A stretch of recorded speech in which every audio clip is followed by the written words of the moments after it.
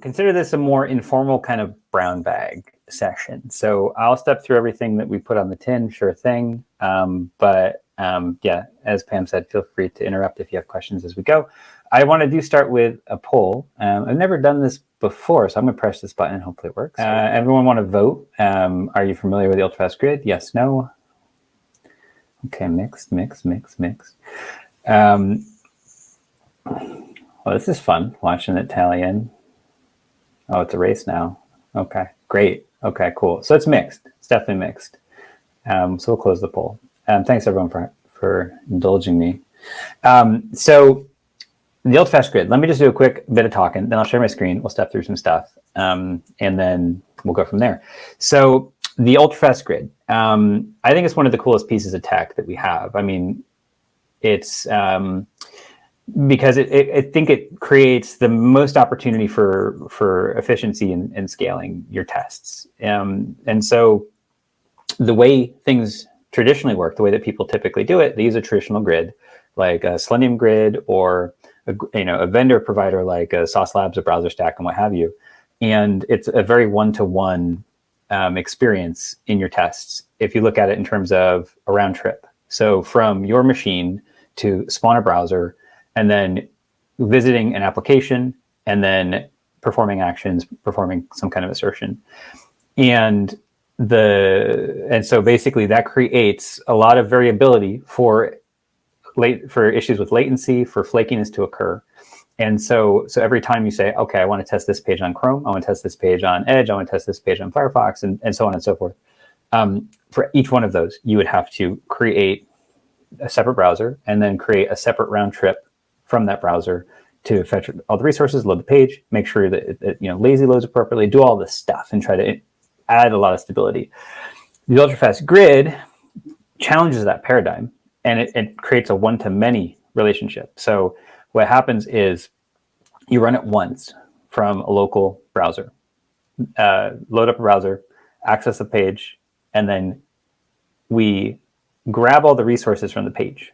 Everything that's loaded in the DOM, CSS, JavaScript, HTML, all of it. And then we beam it up to the mothership, which is our Ultrafast grid. And in your test, you specify the different combinations of browser or if it's a browser for like desktop or browser for mobile. And then you can say, these are the ones I want. And then what ends up happening is the resources that get beamed up, we terraform and create our own version of the page. We re-render it inside of each of these nodes for each of these different browsers on platforms that you specify in your configuration. And then we capture screenshots from all of those and then run the visual AI algorithms on it to look for visual anomalies to perform all the assertions. And so what you end up happening is you basically only have a tiny window for latency and flakiness to occur because you're fetching what you need, sending it up. And then when we actually run it in our grid, we span it out horizontally and get results very quickly. And so it's a very different way to approach it. It creates a lot more stability, gives you way more coverage out of the box, and with more minimal configuration overhead. And so, and also you can actually run it from a more resource constrained machine. So if you run this in something like the cheapest node in GitHub Actions running on Linux with Chrome, it's very straightforward to do. And so that's the quick pitch of what you get with Ultrafast grid, and that's why I think it's super cool. And so let me go ahead and share my screen, and I'll step through an example. Present to audience, share screen, entire screen. Yes, share. Whoa, don't do that. Cool, infinite. All right, welcome everyone. So I'm going to start from a place that I think will be helpful if you're not familiar. If you actually just Google for Applitools tutorials, you'll hit our tutorials welcome page. And the reason I bring this up is it's easy to get a quick proof of concept going with using Ultrafast grid and using Applitools and eyes. And so it's also helpful because for every language, every test automation framework that's open source, whether it's mobile or desktop, we have the full array, the full gamut here. And so it's a good choose your own adventure fork in the road. And so I'm going to choose the playwright in TypeScript. tutorial. And typically these tutorials, they have two things that are really helpful. They have an explanation of what is about to be stepped through. And my camera got too hot. Let me restart my camera. It's going to have a explanation of what's going on in eyes and how to explain each of the different components. So everything that I'm about to talk about is also covered in the tutorial. And then the other piece is it's going to actually link to a GitHub repository that will help you get started quickly. So give you some boilerplate to start with. So in this specific tutorial, it offers the option to start from scratch and get a clone of a repo that gives you kind of a soup to nuts everything. Or there's one that actually has broken out the steps to integrate and layer in our SDK into an existing repo. I'm going to choose the first option. And in here, I'll just skim through it real quick to show you. It has all these command line things that you'll need just to get up and running, and then has some nice infographics around, like, these are the different components of the dashboard, if you're not already familiar, the different ways that we describe it, and just helpful information if you need it. And so the two things to know are you do need to get your API key, and we're going to need that API key also when we go to set up GitHub Actions. And then we need to clone the repository and get it going. So I already have my API key set. The environment variable that we use is Applitools API key. And so I'll go ahead and clone this. And I'm just going to dump it into the current folder I'm in. And so now we have this tutorial, and just quick setup before I run it. So we're going to do use npm to install the dependencies. And then we're going to make sure we install Playwright locally. Yes. It is still off. I'm not sure. Yeah, my camera overheated. I can fix it real quick and switch to my other camera if I can. Or we can wait until we get to the Q&A if that's helpful. That's fine. Thank you. Yep. And so, okay. So we've installed the dependencies and we've installed Playwright. So now let's just take a quick look. I'll step through what the code's actually doing here. At the top, like any good piece of software and written in a file, you have the import statements, at least in JavaScript. So this is pulling in all the dependencies. So in this case, pulling in everything we need from our Playwright SDK. And then there's the before all is kind of where there's some interesting parts here. So this is where we're actually creating what we need to use Applitools eyes with the Ultrafast grid. The part that's interesting, lines 16 through 22, where we're specifying the different browser combinations that we want to run in the Ultrafast grid. So in this case, we're specifying Chrome, Firefox, and Safari, and then we're using some Chrome emulation to give us access to Nexus and iPhone. There is also the option to specify, not with Chrome emulation, to specify using iOS and running on Safari. So there's a way to actually get access to using, in that case, it'd be a simulator. So there's different options, but for ease of use, this is just what comes in the tutorial. And then in the actual before each is just the quick setup to open eyes to get the connection. And we pass in the things that we need. In this case, this is the browser object, so that eyes is able to do what it needs within the page to get all the resources to send it up to the Ultrafast grid, the application name, the test name, and then the initial viewport size that we want when we run the test. And then there's the actual test. It's going to a sandbox page. I'll go ahead and show you real quick what this looks like. User pass. So this page is what we're testing. And the thing that's interesting about it is that it's dynamic. So every time I refresh it, the data on the page changes. And we'll see why that's relevant once we run the test and how we can overcome dynamic data. And so that's the page. And the test is just going to the page and then it's performing a check of the login page, and then it's logging in, and then it's performing a check of the main page. And each of these check commands, which is happening line 39 and line 47, they're doing a full window check. So we specify that with target window fully, and we give a helpful name to describe the test step that's happening. This will show up in the eyes dashboard.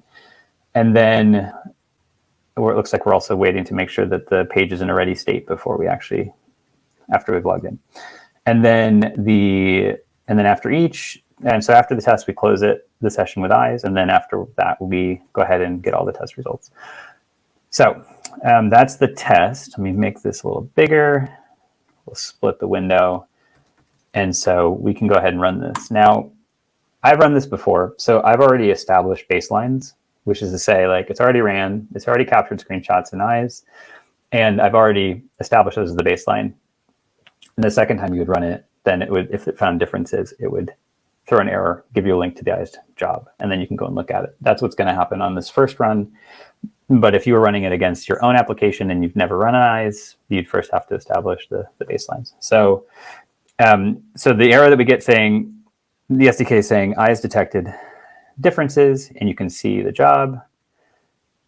And so if we go to the job, we can see the eyes dashboard. And so if you're not familiar, on the left is this collection of batches, and the batch is just how you can group the different checks and the different tests in a single run or across separate runs into one collection, which we call a batch.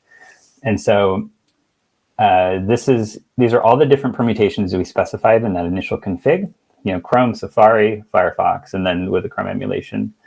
And these are all unresolved because it spotted some differences. So we can hop into each of the test steps. So the first one is the login page, and there was no differences found. And then, but if we hop into this, the second one, which is after we've logged in, we can see the issue. So there's just a couple like power tool things that I like to use that I'll point out real quick. Down in the bottom right, where there's this icon that says 100%, if you hover, it says resize image to its original size. So this will make the image bigger. But just to the right of that tooltip, it has in parentheses the letter F. And so you can either click this icon or just hit F on the keyboard. And I think keyboard shortcuts are such a helpful thing, especially with such a rich dashboard with so many options. It just helps you navigate more quickly. And so that makes it so we can quickly see things at scale. And there's two more things I'll highlight here. One is the highlight diffs. There's no keyboard shortcut that I know for this. So if you click it, it'll at least highlight for you with like an information radiator where there were differences found more quickly. But the thing I really like to use more consistently is at the top left here, the toggle between checkpoint and baseline images. I don't like to come here and click the left one and the right one. I like to use what's in the tooltip. In parentheses, just on the right, it says T. So if you hit T over and over again, it'll show you the difference. And so that's a quick way just to see what actually changed. I just want to see them back and forth. That to me is more helpful than doing the highlight differences. And so now we know, okay, there's dynamic content here. Now, by default, when you run the test in eyes, it's using what's called strict for the match level, which is to say, if there's any pixels that are out of place, I want you to flag what they are. Historically, a lot of tools, open source and other commercial tools, the way that you typically would try to solve for dynamic content is to actually add what's called an ignore region. And we offer support for ignore regions. It's where you'd basically like, oh, I want to highlight here and say, well, ignore this if this changes, but check everything else around what I've ignored. That's a fine way to do it, but that's really limiting because then you're potentially introducing these blind spots where you actually could have bugs creep in, visual bugs or bugs in general. And instead, we offer different match levels. And one of them is called the layout match level. And what that means is we want to be able to actually check that the page looks correct, but still support the dynamic data. So if these numbers change, that's fine. But if the layout has stayed the same, then I still just let me know if the layout breaks, basically. Ignore the fact that it's dynamic. And so we can do that. And we can do that. The easiest way to do that is to specify the actual elements on the page that we want to do layout for. And so in the tutorial, we actually already have it, and we can add it to a specific check command. And so we can say, let me just uncomment this. You say layout regions. So target window fully, dot layout regions, and then you can specify selectors that you want. And so in this case, the CSS selector, which are for the account balances and for the table. So the account balance is here and the table. And so we can go ahead and save that, run it again. And then we can see if it will pass or not. And then while it's running, you can actually come into the dashboard, and then this rotating icon here, you can use to refresh just the panel here of batches. So you don't have to refresh the whole dashboard. And then we can see that it's running, and we can see that they're all passing. And then also right here, there's the test results. You can reload just the test results pane as well. Okay, so it ran and it passed, and you can see there's the green check mark right here. Now, Dave, sorry yes. to interrupt. Before you go any further, there are a couple questions on the Q&A tab you may want to take a look at. Sure. What do we got? Q&A. Does it matter if we're using Playwright in TypeScript or JavaScript, or are we just using TypeScript for the sake of example? We are just using this for the sake of example. Just for ease of use, I just picked a tutorial. You could easily do this. You can do this elsewhere. Otherwise, in JavaScript, that's not a problem. Can we configure the browser height and width on a per eyes check level, or do we establish size at the config level and that is used for all eyes checks? I don't remember off the top of my head. I feel like, there's a way to do this. There's this thing called layout breakpoints where you can specify different viewport sizes that you want to use for specific checks, which really helps with dealing with responsive sites and other kinds of things. And also there's more sophistication that goes into it also. Like there's times where you'd want to resize and check the viewport, and then there's times where you want to resize and then refresh and check the viewport. And so we account for those different kinds of use cases. So I think that's something that is definitely worth checking out. So let's see, let me just add, yeah, we can lay out breakpoints. Thank you, Pam, you answered that. And then in our project, we're working with Selenium surrounding Cucumber with Java. We need something additional. Do we need something additional for running eyes with this technology? As far as I know, no. Like, so if you're using Selenium, then we have an integration. It doesn't, the fact that it's running in Cucumber, that's just kind of a facade that's on top of Selenium. So within your step definitions and however you're creating the instance of Selenium, that's where you'd integrate with Applitools and eyes. So you'd basically be using a Java Selenium integration. And if tests run fine in classic runner Playwright TypeScript and goes to infinite running status, any quick checks that might help resolve it? Let's see, infinite running, like a test. I'm assuming it's a test that's left in a pending state that never finishes. With a classic runner, there's a couple things that it could be, but the biggest benefit would be, unfortunately, it's an it depends answer, Paul. But the quickest thing would be turning on logs, and then that might help give you a quick answer. And if not, then you can actually follow up with support, and then we can have someone help diagnose. In worst case, we would hop on a debugging session with you. So it would be, you would want Applitools show logs equals true, and run with that, get the logs, and then we can start to diagnose from there. That might be helpful. And then, in Ultrafast grid with some random test. Yeah, same. It's the same answer for both, unfortunately. And then how can we use if the page layout is caused by displacement? There is a feature called ignore displacements in eyes. So check out the documentation for ignore displacements. And it's an option that will help make it so our AI algorithm knows what to look for. You're welcome, Paul. Cool. All right. I think that's a good place to these are great questions. Please keep them coming. Happy to answer. But I do want to make sure I get through everything, get into the GitHub stuff as well. So let's keep going. Okay, so where was I? Okay, so the test ran and passed, and oh yeah, we did the layout regions. What was next? Oh, I wanted to actually just show real quick. So as we can see, we'll just pick a random one here. The content's dynamic, and it still is working. But I want to actually prove the point that it's actually not ignoring those regions. And so I actually grabbed this before the call. I wrote this up. So before performing this check, I'll go ahead and just run this JavaScript snippet, which is going to go into the table and just remove one of the row entries just to mess up the table and make sure that we actually catch it. And so we'll go ahead and we'll run this again and see what happens.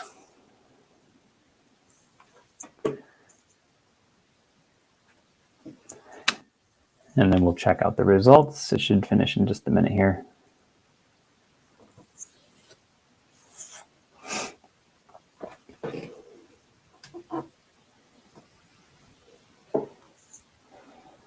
Okay, it found some differences, so we'll go ahead and hop in here and, okay, finish running. Now we can see, if we go here, it's only affecting the desktop one because on the smaller resolutions, it actually hides some of the rows. But we can see that by introducing that change, it went ahead and caught it. So it's not being ignored, it's actually checking when there is a layout difference. And so it works with the dynamic content. Okay, so now we have something working.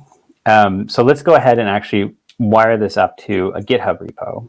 And I'll go ahead, hop over to GitHub. I'm going to do this all from scratch. So let's go ahead and we'll call this a super important project. We'll make it public, create the repository. And since I cloned this and this already has Git history, I'm going to go ahead and remove the Git dot directory and recreate this as a Git repository. Well, I can't see because of the, okay, we're good. Sorry. The screen overlay for air meet. There we go. Let me move it. Cool. All right. So now we can just recreate this, Git init, and then I'm going to add this. Oh, and I'm using ZSH. So if this is confusing for people at all, there's these shortcuts. So GA is Git is the same as Git add, and GC is the same as Git commit. And so it's just less keystrokes for me. So I'm adding the files. And if you want to do Git status, for me, it's actually GSB. So these are all the files. So I'm going to go ahead and add these, and then I'm going ahead and commit them. And then I'm going to grab from the repository the bit here about pushing an existing repository. So I'm going to go ahead and add the remote, and then I'm going to go ahead and push up to the repository and refresh. And so we should have it here. So now we're in GitHub. And this repository actually came with a GitHub workflow already. I'll show this real quick. So this is basically, it's installing Node. It's checking out the project. It's making sure that the project's stood up, and Playwright's there, and it runs the tests. And we actually need to add the Applitools API key, as I mentioned earlier. And so I'm going to go to the IS dashboard. I'll go ahead and grab the key real quick. So you get it from here, go to my API key, and then we're going to go ahead and hop into the repository, go to settings, and down here on the left, secrets and variables, go into actions, and we want to go to repository secrets. And we can say new repository secret, Applitools API key, paste it in, add secret. And so now this will speak to this and make sure it works. Otherwise, the SDK is going to error, which as soon as I pushed, it's already running and it's going to actually fail. So we can go ahead and actually cancel the run. It says a needless run. And then if you are actually getting started, though, with GitHub Actions, the simplest path is to actually, in Actions, click on New Workflow. And then from here, there's existing templates. And so like if you're using a Java project, I'm assuming there's one for Java. Let's see. You type here, and then you hit Enter, and then it can find, so there's Grunt, there's Gulp. It's probably, yeah, there's SonarQube, there's a Maven, I'm assuming there's a Maven one, but then there's also for JavaScript, if you go to Node.js, there's different ones. So like here, and it gives you an initial template to work from. So it helps you check out the project, figure out what you want to trigger on. And in this case, it's going to trigger on either a manual trigger or it's going to monitor for branches or pull requests that are off of main, which is the default repository. And so now I haven't created a pull request yet because I haven't created a branch, but let's go ahead and do that. So git checkout for me would be GCO. So git checkout -b. So the branch will say we want to create new feature. And then let's go ahead and introduce a change. What do we want to do? Let's say we'll take out this disruptive change, and then we'll commit this and do removal. And then we'll go ahead and push. And then it prompts me to create the pull request. And so we will give it a helpful title, etc. We'll create a pull request, and that should kick off and give us a trigger to run. There it goes. It's running now. And but that's just gonna run. It's gonna test in the existing branch that we're in, but in eyes, it's just going to use the existing baselines that we've been using. And so let's say for argument's sake, this is a very crude example that I'm using. It's just going to a public endpoint that's available. If you're working in a branch inside of your org, you're doing something more sophisticated. You might have specific components you're testing. You might have a version of your application that's stood up inside of a pull request. You might be pointing to an environment that tracks with a branch. And it could just be that you are going to need to track against very different baselines because the screens will look very different than what's actually on production. And in that case, there's a couple different ways to handle that within Applitools. And the easiest one to get started is to actually go into the code and make a small change. But first, let's make sure this runs and make sure that it's running without issue. So you can come into the GitHub Actions and you can dive into the test and see. So right now it's running. Okay, it ran, and it looks like if it got to this stage, it looks like it passed. Yeah, it has a valid exit code. We got the green check mark. Cool, everything's working. And so what we'll go ahead and do is did all that. Okay, create branch. I'm just making sure that I didn't miss any steps. Yeah, okay, so now let's get into the branching. Okay, so if we get into our setup, we can do this pretty much anywhere, but I'm going to go ahead and do it after we create the new eyes. We can say eyes. Actually, I already have it here. So there's two different commands you want.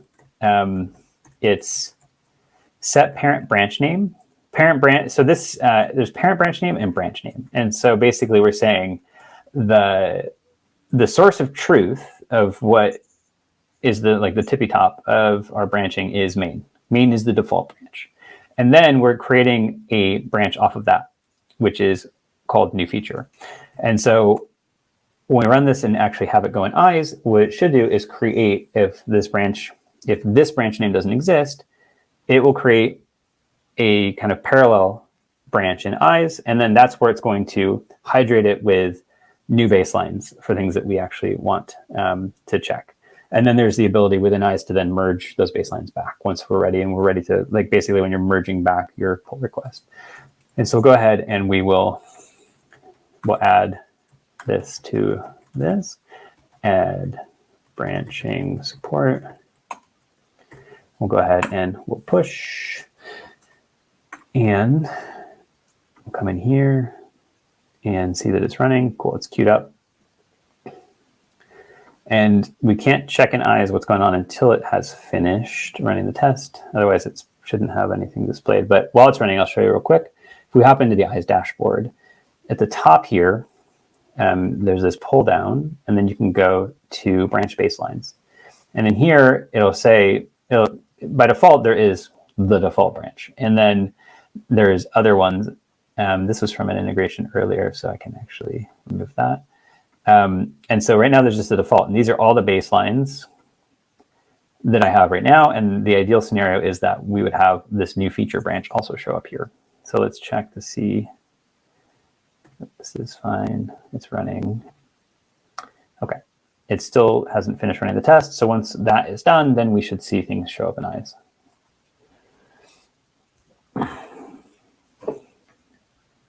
Almost there.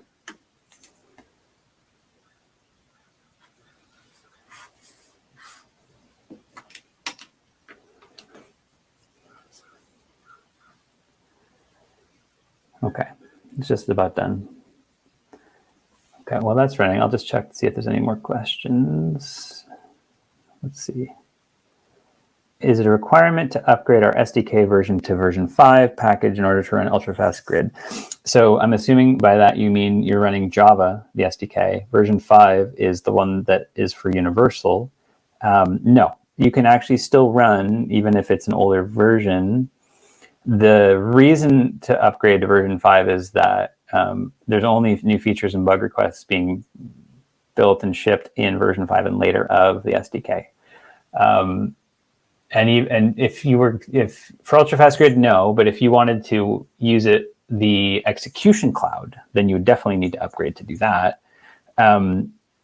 But yeah, you should be able to get up and running without using version 5. And for those that don't know, it seems like the biggest hurdle with using version 5 is if you are in a large enterprise and you have a security policy that prevents additional binaries from showing up on your machine and running.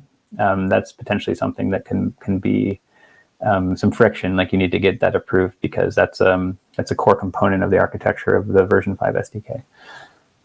Okay, so the answer is no, but it's worth upgrading eventually. And Dave, just a reminder, you can sort those questions by unanswered. Oh, got you. Yep. Got you. Filter. Yep. Unanswered. Cool. All right. Perfect. Thank you. Yeah, but keep the questions coming, everybody. That's great. All right. The test finished. Let's go ahead and see. Let's refresh and see what we got. Do we have anything? Yes. So now new feature is here. And these are the baselines for that feature. So if I was testing on an application that now had wildly different screens, we would be able to approve or give the thumbs up or the thumbs down in eyes on each of these. And so you can actually see these images here. Now, the other thing that gets interesting would be, where's the screen? Oh, here. In the dropdown, compare and merge branches, you'd be able to select from one branch versus the other, and then compare them, and then make a decision about which way you wanted to push it. From if you wanted to now merge the new feature into the default branch, or you wanted to cherry pick and bring one up from default into new feature. That's how you would do it. So that's how you do it, kind of the poor man's way. It's really straightforward. The other piece to take this to the next level would be if you wanted to actually use the GitHub integration in Applitools. And so I'll just show real quick how to actually install it. And there's, I think, a small quirk to it. So, and there's a bunch of extra steps. So it's better than, I think, reading the docs. But in the resources tab, there's documentation that I encourage you to check out and to really spend time kicking the tires. And I feel like that's really actually good homework for everybody that's interested in kind of taking this to the next level. But let me just show the installation real quick, and then we can open it up for questions. So to do this, just go to the user, this user up here, the little dude standing next to the little hamburger icon, click admin. And then from there, you get into teams. You click teams, you pick your team, and obviously you need the right access to be able to set this up. So have the person in your org that has the access to go ahead and do it. Click integrations, and then here is where we have all the different integrations that are available. You click GitHub, install app, and then it has a pop-up. And right now my browser blocked the pop-up, but you do click the pop-up, choose, if it's for an org or for your specific user account. In this case, it's just my repository. I don't want to do it for all of them. I'll just select a specific repository. So this would be the super, what just happened? There we go. Let's choose this one. Super important project. We'll click install. And then it says installation completed successfully. and it's here. I think we need to refresh just to make sure. And this is the part where it gets tricky. It doesn't always accept your answer if you're doing a specific repository. This is something I ran into earlier. So if that's the case for you, click Manage Repositories and then come in and just select this again, click Apply, and then it should show up here. And when you do that and you run it again, it actually would show up eventually on future runs, although it might show up now, actually, I think. Let me check. Branch baselines. When it runs again, it would actually show up with the branch that was run on here as well. And then it's supposed to track with a pull request. It would actually run as part of the pull request and have a little icon. So check out the documentation. And as I said, homework for y'all to check it out and kick the tires with it and see if that's something that suits your needs.